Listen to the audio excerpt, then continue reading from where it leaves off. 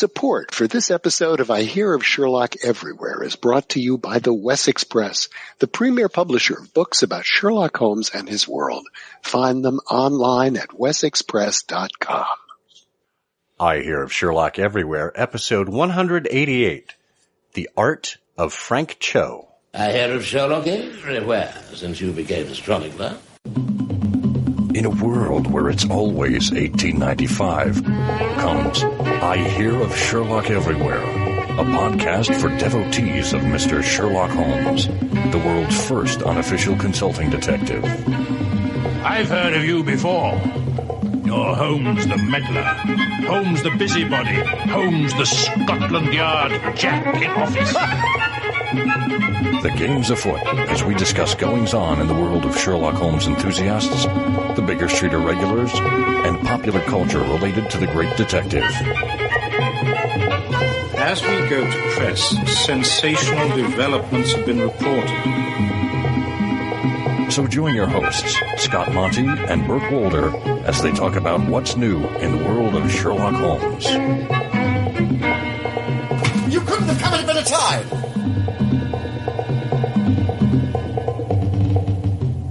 Well, hello and welcome once again to I Hear of Sherlock Everywhere, the first podcast for Sherlock Holmes devotees where it's always 1895. I'm Scott Monty.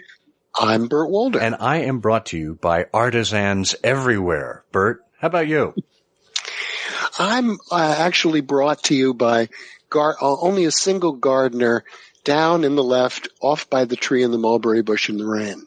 Perfect. Perfect. That's exactly where I was going to look for you.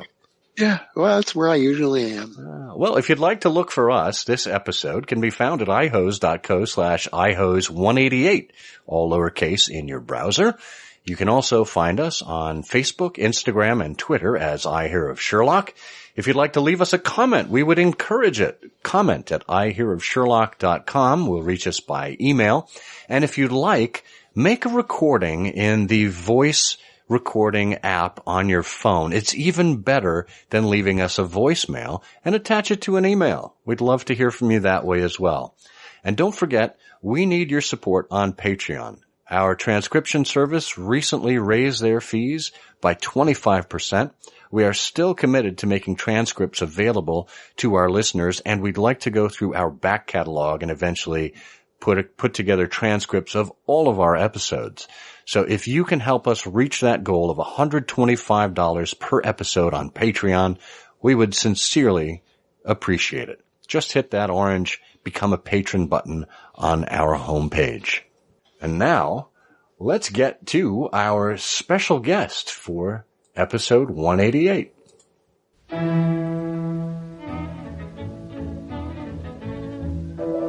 Multiple award-winning writer and illustrator Frank Cho has proven himself to be one of the most popular artists working in comics today. And making the transition from newspaper strips, Frank brought his striking, energetic, and classical style to comic books and has risen to become a top comic book artist. We also know him from recent illustrations at Baker Street Irregulars events, and we are thrilled to welcome him to the show. Frank Cho, welcome to I Hear of Sherlock Everywhere. Oh, thank you. Glad to be here. Well, let's begin the way we begin with all of our guests and ask you how you first got acquainted with Sherlock Holmes. That's kind of a weird, kind of roundabout way. I first was exposed to Sherlock Holmes back in the 80s as a kid. I watched Jeremy Brett's Sherlock Holmes series on PBS, and I really enjoyed it.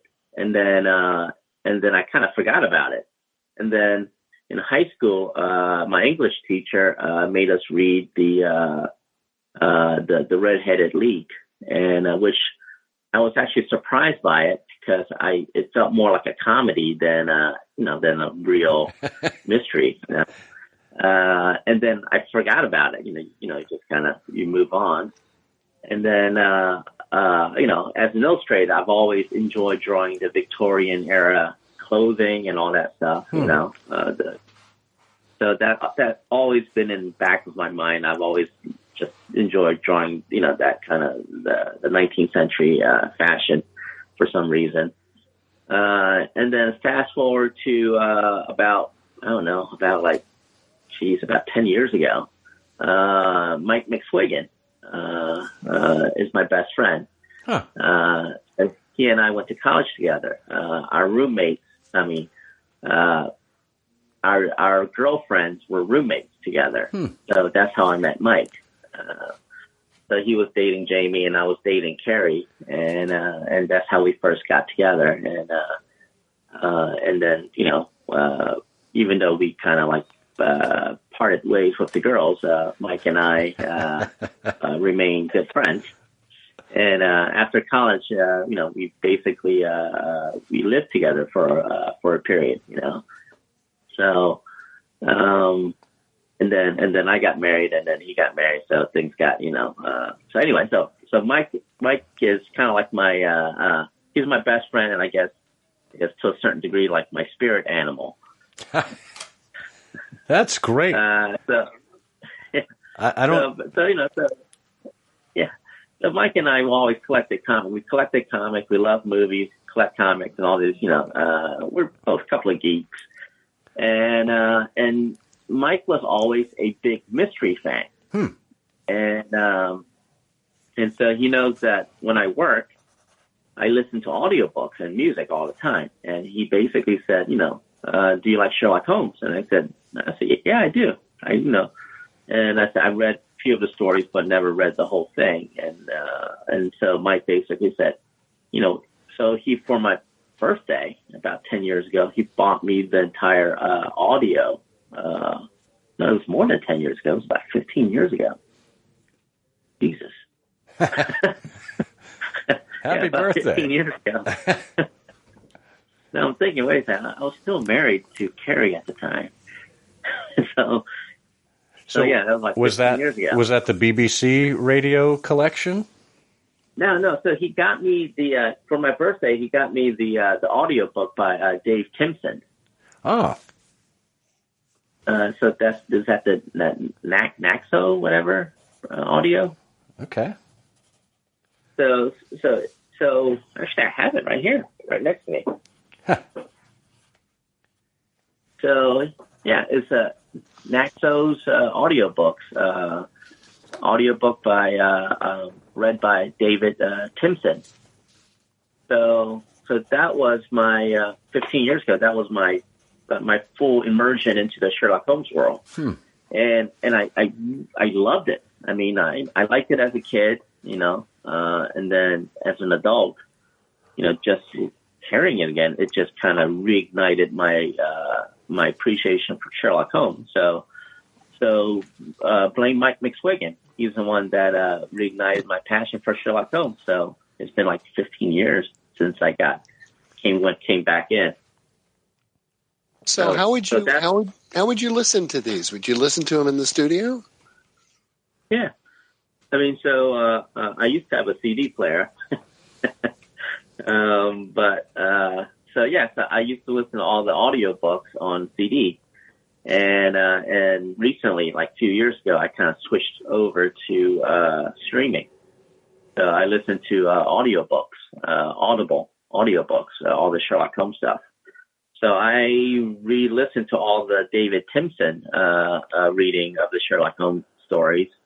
And then I just finished Stephen Fry's version, audiobook of reading of the Sherlock Holmes stuff. And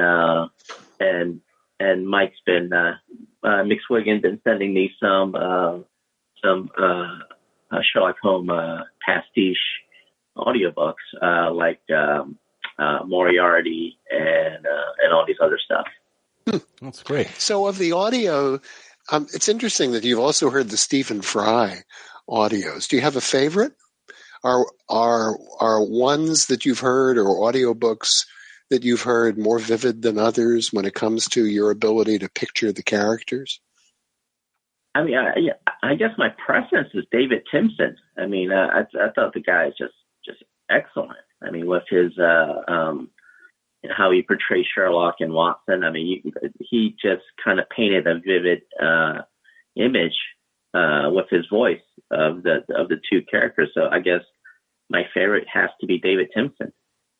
That's funny because I find that whether it's audiobooks or recreations like that, or even some classical music recordings, I can find new interpretations, new artists, etc. But I always find myself going back to the first one that I listened, or the one that I listened to the most growing up, or at some particularly impressionable part of my life. And by default, that becomes my favorite. Not necessarily because stylistically it's the best, but it's because that's what has been ingrained into me with relation to the art. It sounds like you very much have that kind of experience with the audiobooks there. Yeah, I mean, I listen to. I have like about 3 Sherlock Holmes audiobooks, the complete collection. And for whatever reason, I always go back to David Timson recording because it just feels so comfortable, That's wonderful. Well, we will have a link to the David Timson recordings in the show notes of this episode, so make sure you check that out after you've finished listening to Frank. Now, Frank, when it comes to your own art, have you always been an artist? Have you always enjoyed illustrating things? I mean, how did you start getting into that? I've always drew as a kid, and I just never stopped. In 5th grade, I decided that I want to be a comic book artist or a book illustrator at 5th grade. So I'm one of the very few lucky ones to be working in my dream job right now. So I've been extremely fortunate in that sense. And I've always drew as a kid. My dad had I got the artistic talent from my dad, and the sense of humor from my mom. And so I've always wanted to be an artist, and I never looked back. What did your dad do?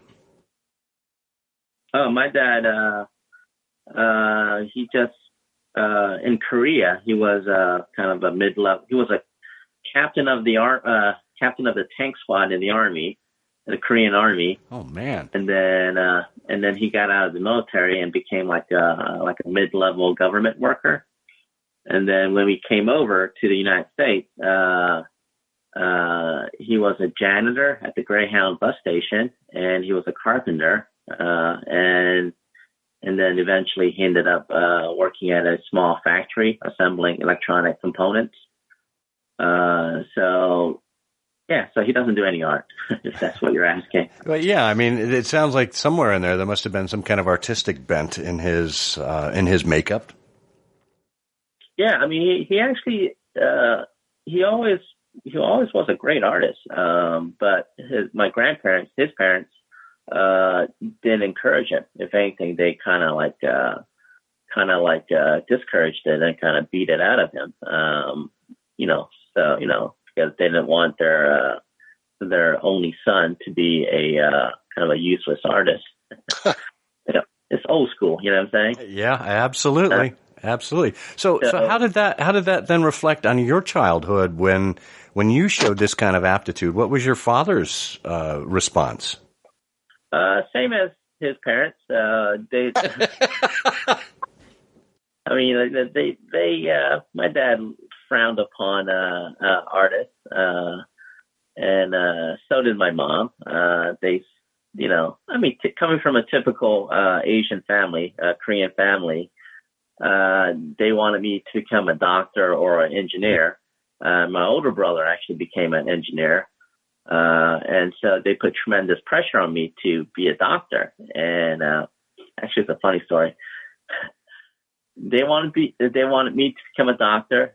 Meanwhile, my mom also wanted me to become a Catholic priest, because we're hardcore Catholics. And so I went to nursing school, and I actually have a degree in nursing. But growing up, they discouraged me from becoming an artist. mean, my mom was okay. I mean, she didn't really encourage me, but she kind of left me alone. But my dad did not wanted me to become an artist because he felt that being an artist was not a honorable profession, and they felt that I was gonna starve, a starving artist, and so they put tremendous pressure on me to get to become, like a doctor. But being my stubborn self, I basically just didn't give a shit, and just collected my comics and drew, and they eventually left me alone because, I was getting good grades. I was an honor roll student, I'm Asian, and I was an honor roll student, and I didn't cause any trouble. All I did was basically read and drew. So they left me alone. Yeah. So did your parents get to see your success? Have your parents gotten to see your success? I don't know if they're still with you. Oh yeah, they're still alive. They still drive me crazy. Are they proud of you? I hope they are. Oh, they are now. I mean, good. Again, very, very, very Korean. They measure success on the financial situation. Mm-hmm. So both my parents were really worried about me because they didn't think I wasn't going to make any money as an artist. And then when I finally bought a house, a big house, then they realized, oh, he's actually, making good money. So now they're proud of me, Wait until your engineer brother has to move in with you. Actually, that's another story. My older brother Reno, he has the same artistic talent, but he never used it. He listened to my parents and became an engineer and just gave up his art. So it's interesting. I mean, it would have been interesting to see where he would have gone if he kind of stuck to it, like I did. Yeah.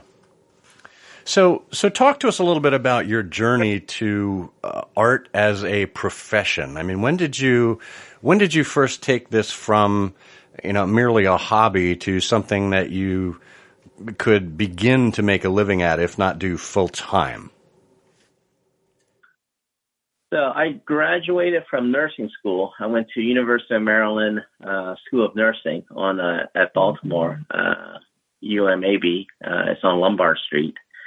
And basically, I drew for the school paper. I drew for the University of Maryland Diamondback,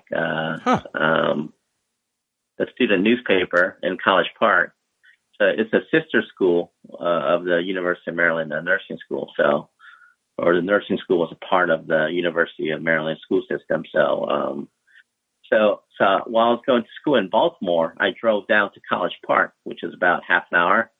And I would just drop off my comic strip and drive back up to Baltimore. So meanwhile, in College Park, I didn't realize how popular my college newspaper's comic strip was, University Square. Huh. So I didn't even know, that I was a big, like a big thing on campus.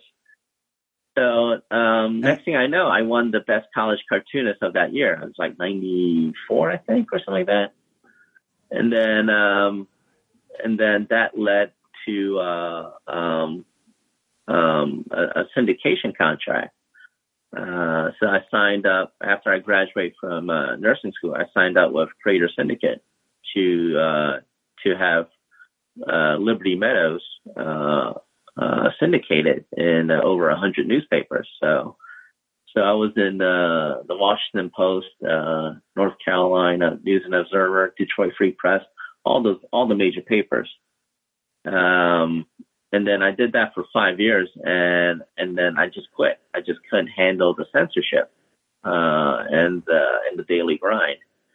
And And also I was losing papers. I started off around 100 paper, and then I started losing papers to a point that I couldn't really make a living. So I just quit. And then I really didn't know what to do. But lucky for me, the Marvel editor, Marvel Comics, the editor there, Axel Alonso, was a big fan of mine.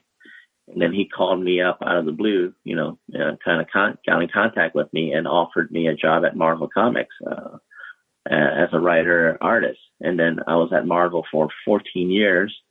And then when Disney bought Marvel out, they terminated all the exclusive contract creators like me. And I became a freelancer. And then that didn't last long. Like within a few days, I was snatched up by DC Comics. And then that's where I'm at now, drawing Wonder Woman covers and Harlequin covers. Wow. So. Wow. I mean, those are the two biggest comic universes in the business. I mean, to go from Marvel to DC, that's amazing. Yeah. People ask me, like, how'd you break into the comic book market? I said, I don't know. I just picked up the phone. There you go. Well, let's step back a little bit. Tell us a little bit about University Squared and Liberty Meadows. What was the subject matter there? Where did you find your inspiration, and what would people regularly see in those strips? I was a big fan of Bloom County by Burke Brassett growing up. Oh, yeah. And also a huge fan of early Mad Magazine with Wally Wood and Harvey Kurtzman, that era.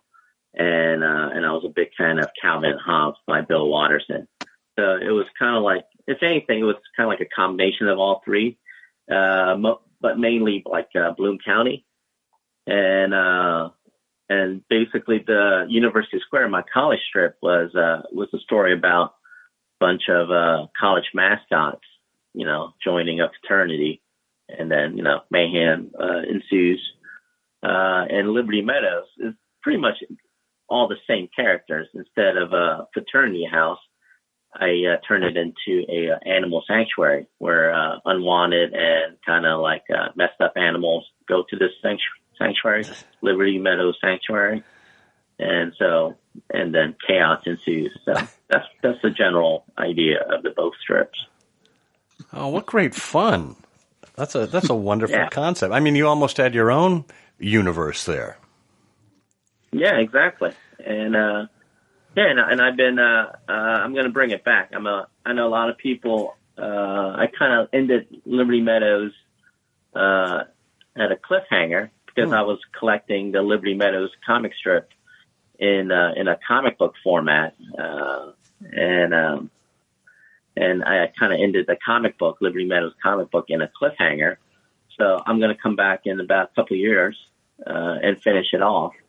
But yeah, Liberty Meadows is kind of crazy. I mean, at one point, Sony had the option on it, so they made a TV pilot episode, animated TV pilot episode, and then it just went nowhere. So the three executives that were shepherding the Liberty Meadows TV pilot, they all left Sony roughly around the same time. So I think one went to Hasbro, one went to Paramount, and one started his own company. So the new guy that took over the Liberty Meadows TV pilot, he didn't want anything to do with any of the developing project that his predecessors was working on. So he basically, even though we had a finished TV pilot, he just shelved it and just kind of like just let it essentially die on the vine. So eventually, after a few years, I got the option, Sony option ran out, and I got all my rights back. Excellent. Boy, it's interesting. You've got such great heroes. I mean, Bill Watterson, Calvin and Hobbes, Bloom County, Wally Wood, and Mad Magazine. Yeah, exactly. It's interesting. We've talked to cartoonists from Mad Magazine and other people, and talked about their inspirations. And Scott Bond, who has done Sherlockian illustrations for years for the Baker Street Journal, one of his great inspirations was Carl Barks, who did really? Yeah, the Walt Disney comics back in the 1940s, I suppose. Wow, didn't know that. Yeah, and of course, our friend Jerry Margolin, whom I'm sure you know, Frank, because Jerry collects all original Sherlockian artwork. He was a big fan and a friend of Will Elder for an awfully long time. So, got some legendary connections running through the Sherlockian artistry space here. Yeah. Well, I mean, that's the funny thing. I mean, a lot of people, it was actually kind of a leap of faith for Marvel, because they saw me do all these essentially Bigfoot cartoon stuff, like Carl Bark, Walt Kelly, the cartoon animal stuff. They didn't really see me doing the realistic stuff. So they didn't realize that my true passion is illustration. So like realistic stuff. And so people are surprised that I transitioned so easily from a very cartoony style to realistic style, very fast. But if anything, I've always been geared toward the realistic stuff. The cartoon stuff was a struggle, because I had to kind of alter my style into this Walt Kelly kind of style, pogo style, that I was really trying to emulate. So it was kind of fun for me to go back to my original illustrated style. Excellent. Well, we're going to take a quick break here to hear from our sponsor, and when we come back, we'll talk with Frank about some of his Marvel work, some of the illustrations and portraiture, and of course his connection to Sherlock Holmes. So stay with us.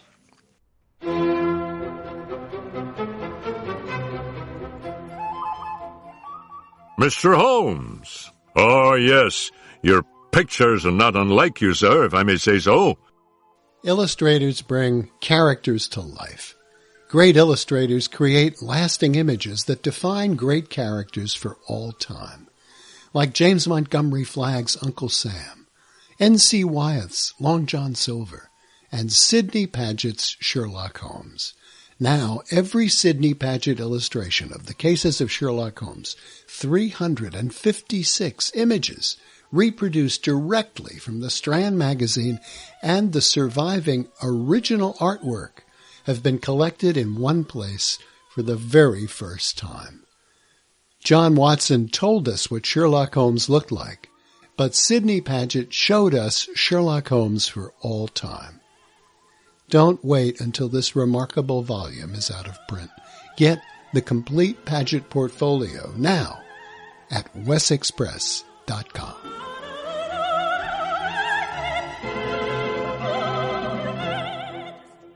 This is such a great conversation. I have to ask you, only because it's something I'm so interested in. When you talk about Walt Kelly, the line and contrast and the use of dark blacks and that sense of depth that Kelly could so uniquely capture in those panels in the strips, in addition to the great characterization. I mean, it's a silly question, but I'm just curious, how you sort of put those things to work when you think about your own style, particularly in realistic representation. I really don't know. I mean, it's a silly question. I just do it. Yeah. I don't mean to be, a pain, but I really don't know. I mean, it's a dumb question. I think that a lot of people don't understand how difficult comics are, particularly in the old days when Walt Kelly, you're doing a black and white strip that's going to be reproduced in a tiny space, and all you have to work with is basically white and black. And you got a lot to cram in these frames. No, exactly. I mean, it's really bad. I mean, that's one of the reasons I left the newspaper business back in 2001. Is the market was literally shrinking. They were giving less and less space to comic strip. So eventually, and they were shrinking the comic strip down more and more, where it's basically you could only literally draw like talking heads. And also the newspaper business, people were reading less and less newspapers, so the circulation was going down. And I mean, I really don't know what the circulation is now. I mean, back when I quit, the Washington Post, their circulation was like 2 million for Sunday newspaper and about 1.2 million for daily newspaper. But I think I heard somewhere that now it's been hacked. The Sunday newspaper is now 1 million, and the daily circulation is about 500,000. Yeah, that's about right. And the Post and particularly the Times have moved to such strong digital products. And for you as a comic artist, how does digital fit with print? I mean, are people still mainly consuming your work in print, or do you find them going to sites or syndication spots to view your work? I mean, the print always been. So I do. A lot of my hardcore fans are comic collectors, so they stay with me, and so my the print business, the print market is strong. I mean, it's strong and steady since it's essentially comic collectors. But in the last 10 years or more, the digital fan base has exploded. So I actually get, I guess, purely from reading and just looking at my stuff, the digital format has, is the one that is kind of like made my career in the last few years, because more and more people are seeing my stuff digitally than actual in a print medium. What's your general workflow like? I mean, I know it must differ by project, but do you start out, are you digital end to end? Do you start out with pencil? Do you scan at the end? Do you have a sort of a standard workflow? Yeah, I mean, like, I'm one of the few Asians that really suck at technology. So everything I do is traditional, is paper and pencil. And so I do everything traditionally in the classic sense. And then once I finish drawing or painting, then I scan it, and then I send the scanned image to my editor or the different publisher. And that's how I do it. But yeah, people have often asked me if I draw things on the Wacom tablet and just draw digitally, and I said no. I mean, because I just don't like. I'm just not comfortable with the technology, and I just prefer the feel of pencil and paper. And also, like half my income comes from selling the original art. So if I do things digitally, I don't have the original art to sell. So I prefer everything traditional, the old-fashioned way. Yeah. Well, there's not. I can certainly understand the tactile. I mean, I agree with you. I have that. I've been an amateur artist since I was a kid, but the tactile feel of paper, pen, and ink. But it's interesting. There's so many interactions between Sherlock Holmes and art. So Barry Blitt at the New Yorker, great illustrator, has done a couple of covers that connected to Sherlock Holmes. And in fact, Jerry acquired, I think he told us about this, Jerry acquired one of the renderings that Barry Blitt did. And he also apparently scans at the end, does everything. Tom Richmond, who we talked to at Mad Magazine, has been more of an adopter of digital and adapted his style to work on a tablet. But it's a very personal decision. Yeah, exactly. So tell us a little bit, Frank, because one of the reasons you came to our attention in this circle, at least, is because you began illustrating the menus for the Baker Street Irregulars dinner a couple of years ago. Tell us a little bit about how that came about and how you gather your inspiration for something as unique as a BSI dinner menu? Again, blame everything on Mike McSwiggan. So we should have had Mike on the show. Yeah, you should. I mean, he actually remembers more things than I do. I mean, my brain is like a Swiss cheese, you know. Yeah, so I'm not exactly sure what happened, but Mike essentially asked me, "Hey, do you want to illustrate the BSI menu or something like that?" And I said, "Yeah, you know." And then and then I asked him. I said, "What happened to the other guy?" I guess it turned out to be Scott, right? Right. And I think Mike said that Scott was retiring or something like that, and so they're looking for artists to illustrate the menu, and Mike McSwiggan essentially volunteered me for the job, and which is fine because I was at that point I was a huge Sherlock Holmes fan,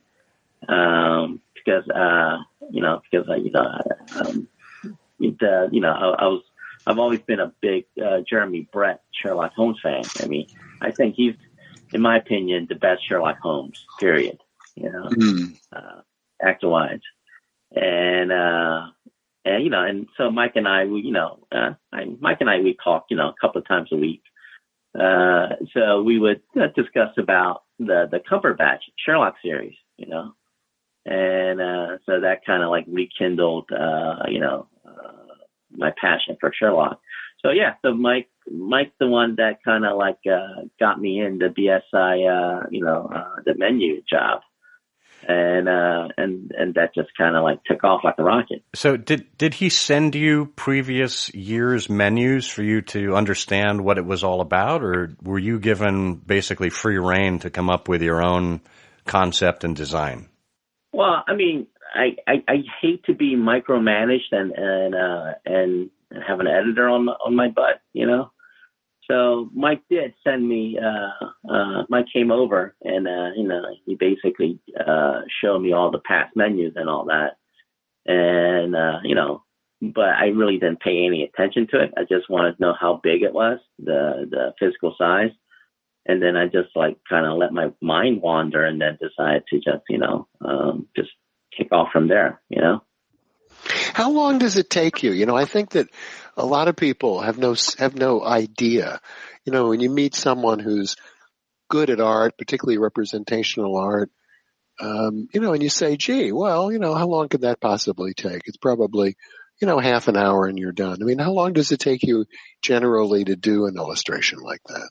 Well, I mean, early on, I decided to kind of bring back the classic Sherlock Holmes look, kind of the 19th century book illustration look, like an engraving look. The guy that I was really emulating was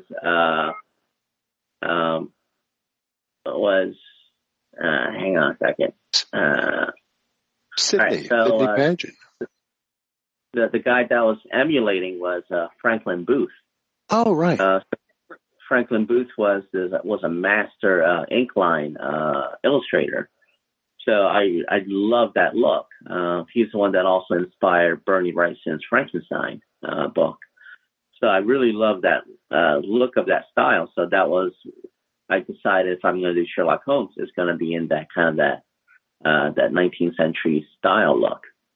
So that's where I went, and unfortunately, all those line work is very time intensive. So the menu, each piece usually takes me about 3 days. Wow, start to finish. It's enormous, and it's Edward Gorey, was another great detail line work master.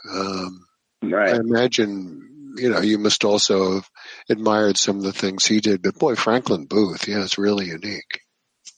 Right. Yeah. So I'm actually and I've been kind of like thinking about the next menu already. And I realized that I don't think anyone has done a portrait of, is it Charles I, right? Right. Musgrave Ritual, yeah. Yeah. Oh, that's clever. Doing that for the back cover, and then from the front cover, I'm not sure, but I think I kind of want to do a Charles portrait II. of Charles first. Oh, that's great. That is wonderful. Well, yeah, at least focus on his head, of course, since right. he's not using it. Yeah, exactly. Well, it's still attached. Yes. Yes. Well, that's wonderful. So, take us back to your time at Marvel a little bit. What were some of the favorite projects you had when you were working with Marvel? So I was at Marvel for 14 years, and I pretty much done everything. So I was like a kid in a candy shop. And so my favorite character of all time, my favorite superhero is Spider-Man. So I get to draw that. So that was really one of the highlights of my time at Marvel. Did you ever get a chance to meet Stan Lee while you were there? There what? Did you ever get a chance to meet Stan Lee? Oh, yeah. I met Stan a few times. Really nice guy. Just the energy in that guy is incredible. I mean, I sometimes wonder if he's like on cocaine or something, you know?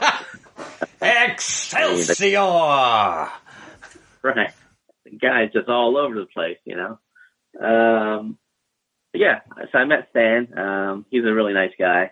Spider-Man, Wolverine is his second favorite character, so I had a blast when I did my run on, did my time on the X-Men books.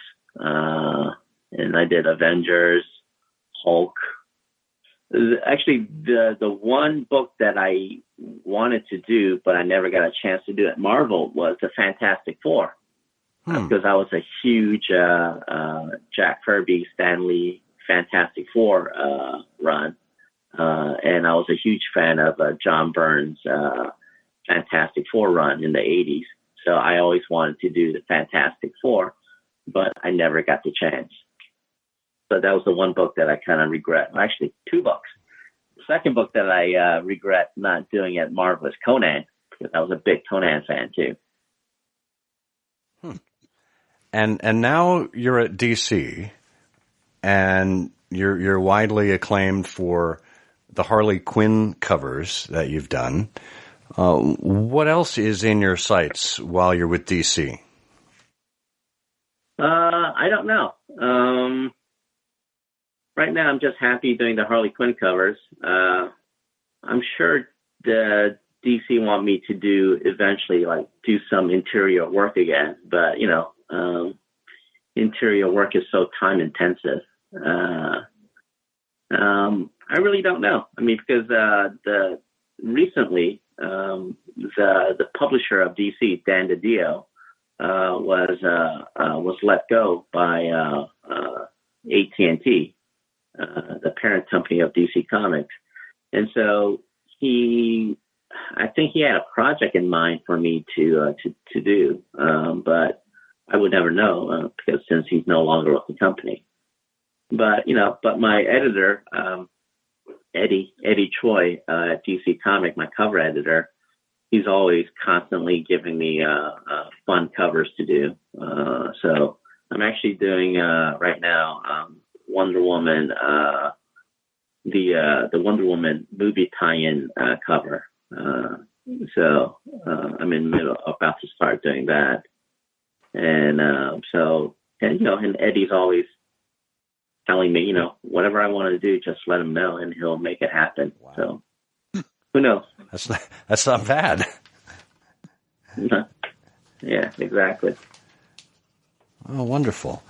So you've got a couple of future projects that you're working on. I know there's one that's being done. I don't know if you're involved in this or if it's just the production house that's doing it. Your friends at Flesk Publications are doing the Art of Frank Cho, a 20-year retrospective. Tell us a little bit about that. So John and I, we've been friends for about 15 years or so or more, and so he's been publishing a lot of my art books. So he published Drawing Beautiful Women, Ballpoint Beauties, and now the third book is the career retrospective art book, and it's, you know, had a blast. I mean, I didn't realize that it's been over 20 years since I became a professional. So, I mean, it was originally a Kickstarter book. I mean, it still is. And now it kind of like became this huge production. So that's coming out. I actually still have to finish signing the book plates and stuff like that for John. Well, I hope you can set one of those book plates aside, Frank, because I want to get a copy of that book and put the book plate in it and send it to your parents. Yeah. No, but I'd like a copy anyway. Me too. Yeah, and talk a little bit about Fight Girls. What's going on with Fight Girls right now? Oh, so Fight Girls is a new comic company was formed by ex-Marvel guys. You know, Axel Alonso was the former editor-in-chief at Marvel, and Bill Jamis was the ex-publisher of Marvel Comics. So those two formed their own company and started a brand new comic book company. And they and I'm writing and drawing a brand new kind of an action adventure book for them right now. So I'm actually right now, even as we speak, I'm drawing it. I'm working on issue number 3 right now. It's a 5-issue miniseries that's going to launch hopefully in June, July, around that time period. So yeah, it's going to launch before San Diego Comic-Con this summer. Oh, that's great. So where can people go to find out more information about the Art of Frank Cho and everything that you're working on these days? Well, I have my Instagram. It's like Frank Cho Artist. Go to Instagram, type out Frank Cho Artist, and that's my page, which I try to update daily. And also, I have a Facebook page, Frank Cho Artist, again, or Frank Cho Art. And I update that on a fairly regular basis too. So you can find all kinds of stuff there, and you can see links to where you can buy all my books. And also, I think pretty much most of my books are available on Amazon. So if anyone want any of my books, just go to Amazon, type in Frank Cho, and it's right there. Excellent. Well, we will put links to all of those things and more in the show notes for this episode, which are available right on this app that you're listening on. Frank Cho, thank you so much for a truly fascinating story. I had no idea we were going to go down some of the avenues that we did, and I'm so glad we had an opportunity to do it with you. Yeah, and Frank, thank you so much for bringing, your art and your talent and your insight and your storytelling ability to Sherlock Holmes. Oh, thank you. Thank you. I mean, I will be doing a lot more Sherlock Holmes for a very long time. So, yeah, you guys aren't going to get rid of me anytime soon. Oh, we're thrilled to hear that. That's great. Thank you.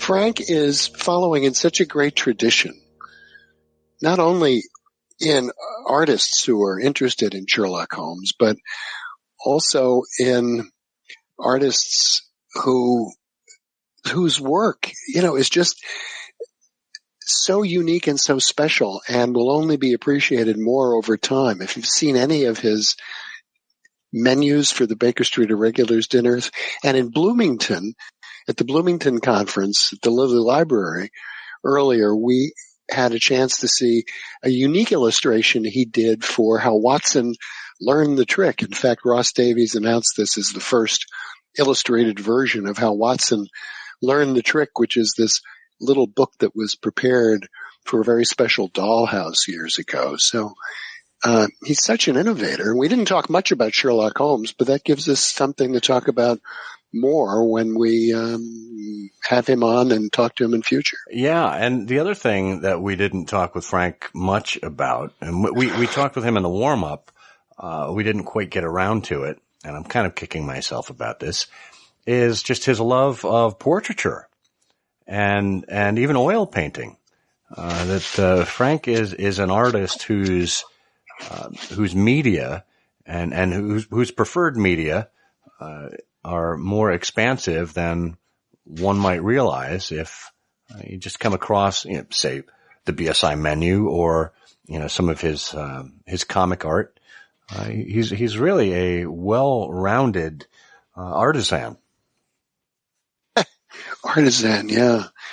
I was just thinking there are so many crossovers with comics. I mean, we've obviously talked to people in the past about Popeye and E.C. Segar. We've talked to Tom Richmond. There's Jerry Margolin. There's Frederick Dorr Steele, Sidney Paget, all of this. But also people like Neil Gaiman. Neil Gaiman has spent part of his career writing for comics. It would be wonderful to put together a Sherlockian project with Neil Gaiman and Frank Cho. But there's so many of these commonalities here because it all revolves around a character, Sherlock Holmes, that has such a visual profile. Yeah. And so many wonderful atmospheric elements. It just lend itself to illustration, to capturing scenes, these great moments, Holmes and Moriarty at the Reichenbach, the Hound of the Baskervilles it's rich with visual illustration and great conversation. It's a thrill for me to talk to people like Frank. That was a lot of fun. Yeah, absolutely. And who knows, maybe you have just given Ross Davies an idea for a panel of some future Sherlockian event where we get Neil Gaiman and Frank Cho up there with a couple of other folks. Could be an interesting discussion. Yeah. Well, the music you're hearing now means that it's once again time for everyone's favorite Sherlockian quiz program. That's right, it's Canonical Couplets. We give you a couple of lines of poetry, and we expect you to determine which Sherlock Holmes story we're talking about. We do our best to stump you every week, and we're always successful in stumping Bert. So let's make sure that we get that out of the way this time and see what lucky winner we have on our hands. Now, if you recall, in episode 187, we gave you this clue.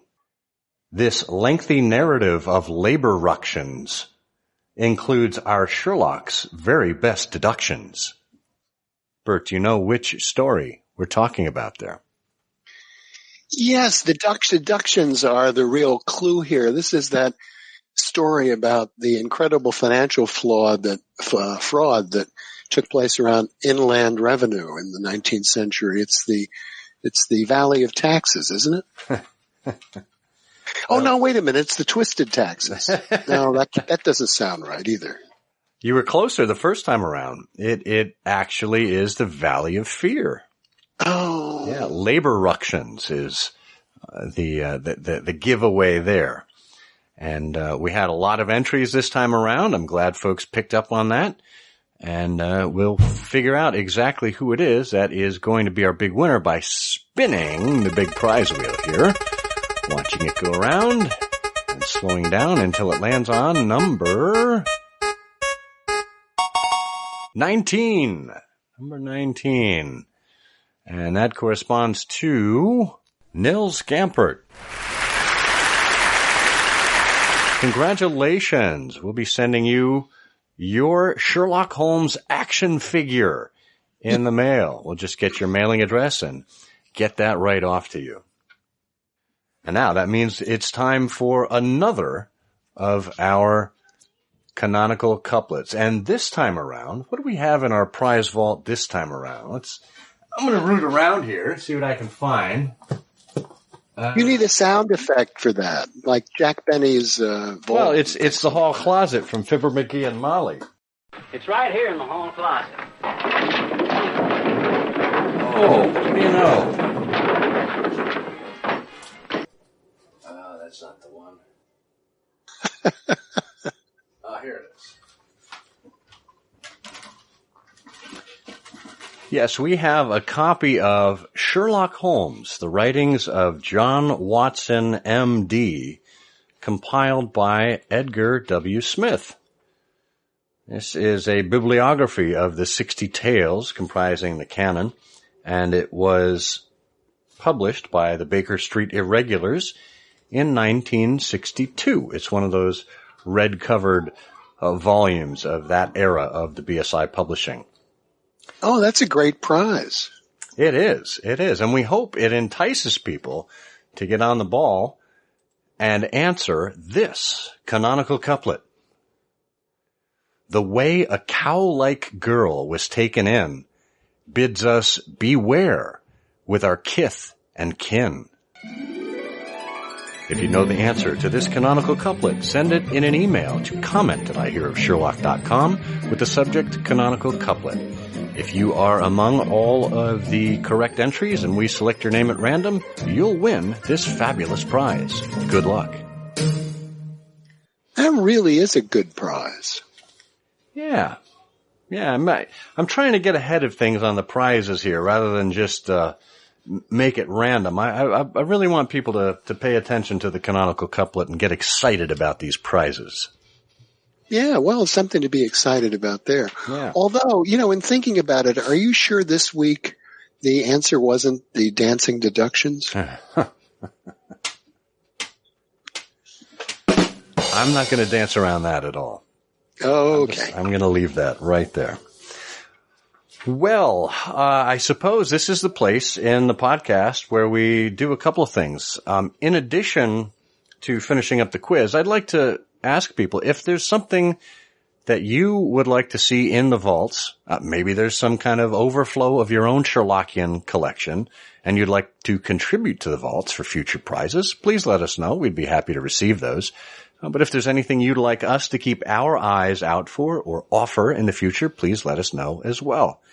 And you can get in touch with us, as we said at the top of the show, by writing to us at comment@ihearofsherlock.com or commenting directly in the show notes for this episode, which you can find by typing into your browser ihose.co/ihose188. That's all lowercase. We'd love to hear from you. And if you wouldn't mind at this juncture taking the time to leave us a rating and a review on Apple Podcasts, that would mean a great deal to us. You don't even have to be a member or an iPhone user to do that. Just open an account there and do your best. Well, I'm afraid this is the best I'm going to do this time around. Until the next time, I remain Scott Monty. And looking optimistically to the future and even better performance, I'm still Burt Wolder. And together, we say, The game's afoot. The game's afoot. I'm afraid that in the pleasure of this conversation, I am neglecting business of importance, which awaits me elsewhere. Thank you for listening. Please be sure to join us again for the next episode of I Hear of Sherlock Everywhere, the first podcast dedicated to Sherlock Holmes. Goodbye, and good luck, and believe me to be, my dear fellow, very sincerely yours, Sherlock Holmes.